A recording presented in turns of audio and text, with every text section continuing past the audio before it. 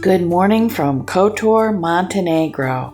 My goodness, this place is just so beautiful, and we're hoping to provide some budget-friendly tips to make your stay a little cheaper.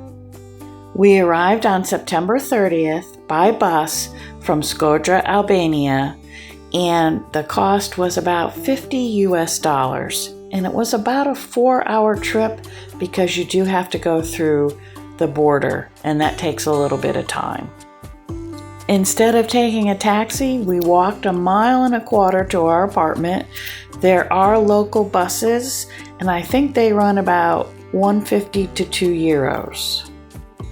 For monthly stays, we use Airbnb because many hosts provide discounts up to 50% per month. October is also considered the shoulder season here. It's not the busy tourist time, so rates are a little bit lower. Not as cheap as winter, but still lower. We opt for rentals with 2 beds because, confession time here, we both snore and Jim's a tosser and a turner, so it's just more comfortable for us to have that second bed option. We had a beautiful bathroom.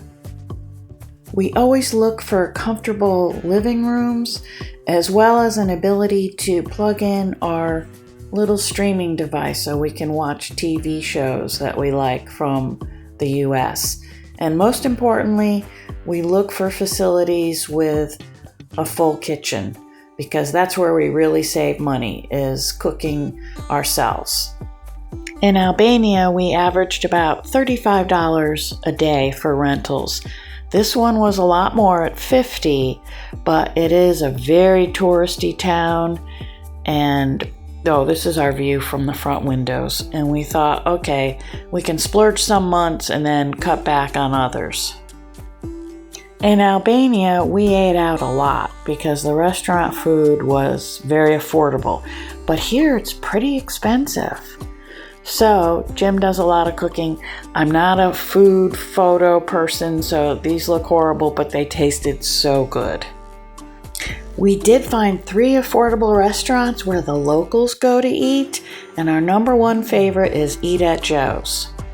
It has local traditional food, and if you Google Eat at Joe's, it'll show you on Google Maps exactly where it is, but it doesn't say Eat at Joe's on the sign. So here's a picture of that. And we had a wonderful pork stew. Their chicken fillet sandwiches are like $4.50. The stew was, I think, $6, but absolutely delicious. Another local restaurant that the locals eat at is Iraq. I'm not pronouncing that right, but you can also find it on Google Maps. The pork was like $10. The goulash was like $6. And Sandrella is another favorite with the locals, and their sandwiches are average about $4.50 or $5. When you arrive in Kotor, you will see there are tons of speedboat tours. We opted not to take one of those 3-hour tours, and for nearly the same price, we took an 8-hour one with this ship right here, and that's their WhatsApp number. We paid $40, and we paid through the Get Your Guide app, but I bet if you contact them directly, you could get even a better deal. We absolutely loved it because you could walk around. There was a dining area. Now, we opted to bring our own food, and they let you do that. But folks we talked to said that the food was really tasty, and we looked at the menu and it wasn't all that expensive. And they had bathrooms, which was a wonderful thing. So we were really happy. And they even stop in an area where you could pay a $10 additional fee and go to the Blue Caves and do some snorkeling.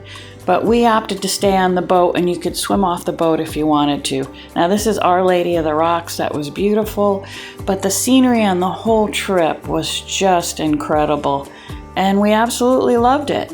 And not only did it stop at some of these attractions, but it went to the town of, and I know I'm not going to pronounce this right, Herceg-Novi, and we were able to walk around for like an hour. Another budget tip is the eSIM wholesaler Mobimatter. Wow, they are so inexpensive.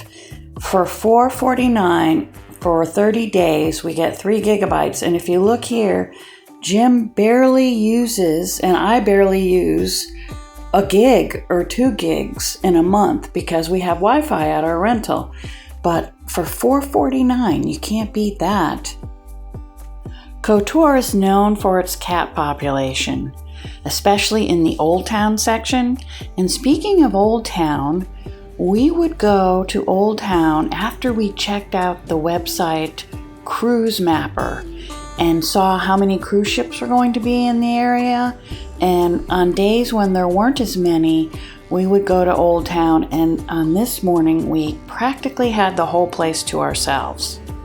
There are many free walking tours listed online, and the only fee that you have to pay is a gratuity. So you just give them a tip and you're all set. These fish amaze us, and they are in all around Old Town in the waterways. If you want to walk up to the Kotor Fortress, there are 2 ways. One costs 15 euros per person and it's mainly stairs, and the other is a freebie. We didn't walk all the way, but we did start on the freebie trail. We had our doubts before coming here as to whether we would be able to go swimming in October, but there were some warm sunny days and we jumped right in and the water was lovely. I love this street art. And the scenery here is just incredible. And when I look at these pictures, they don't really capture the beauty of the area.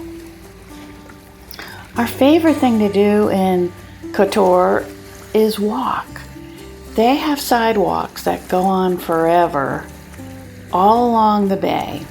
And then once they eventually do end, there is a roadway that goes along the bay that is lightly traveled because it's just one way, and you can just walk for miles. And that's what we would do every day, is take walks and just take in the beauty of the area. Thank you so much for coming along on our adventure, and I hope we were able to provide a few tips that might help you as you plan your trip to Kotor Montenegro.